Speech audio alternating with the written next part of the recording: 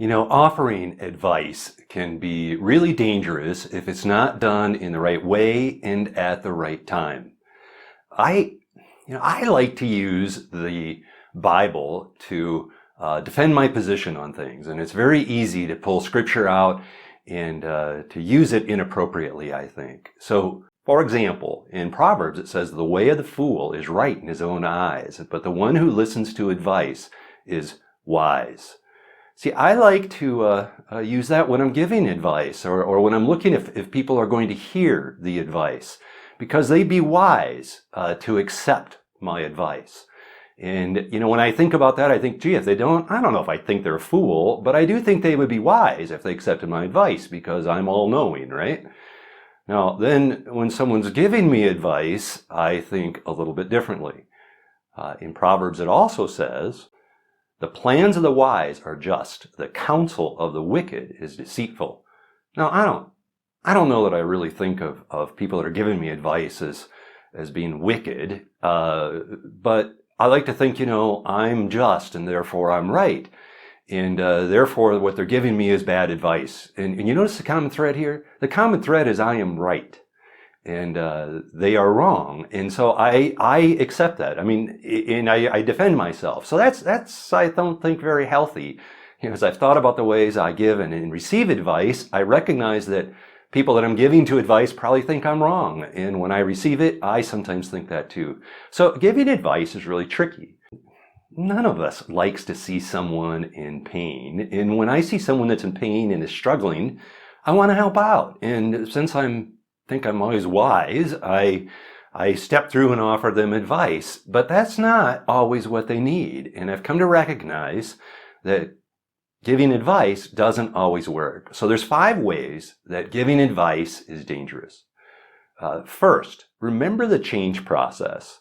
And if you haven't seen my information on the change process, go and take a look at that, because people move through this process of change, of not knowing they have a problem, and then knowing they have a problem but not thinking it's big enough to solve, and then finally making a decision to do something about it. And advice given too early when they aren't aware they have a problem or just don't think it's big enough to solve, they won't accept. And so there's times I've offered some advice thinking I'm so wise, and people don't accept it, and I go, gosh, they're just not very smart. But it's I who is not very smart in understanding what the change process is. So 2 is timing. And if you understand the change process, then you know that offering the advice too soon can get you into trouble. So are they ready to change? Have they made a decision to change? And then they'll actually want your advice and they'll listen to it. 3 is ownership. If you actually want advice and you're ready to change, then people will own it and it's theirs. And if you can even ask people suggestions like, well, what would happen if you validated your spouse more? And they said, oh, well, that would be great. That would probably lead to more connection. Now they own validating their spouse. And if you jump in with advice too soon, they don't necessarily own it. It's just an idea. So ownership is a key part of giving advice in the right way. Over-reliance.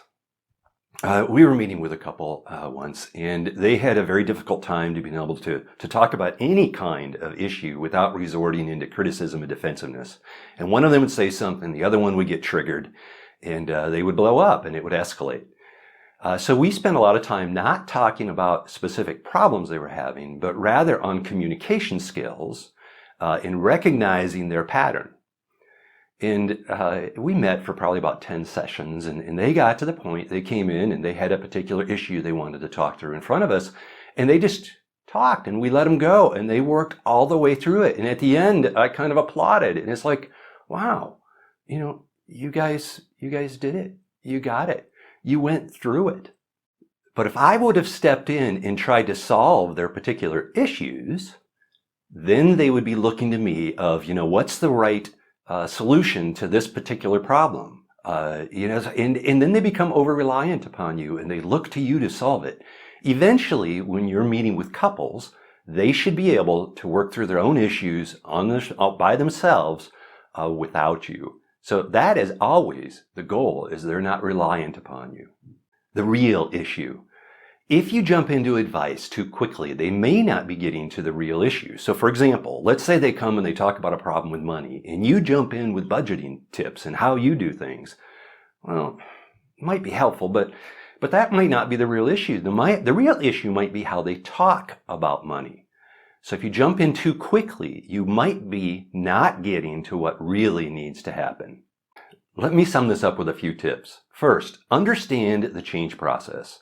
Learn to recognize if they're pre or post decision.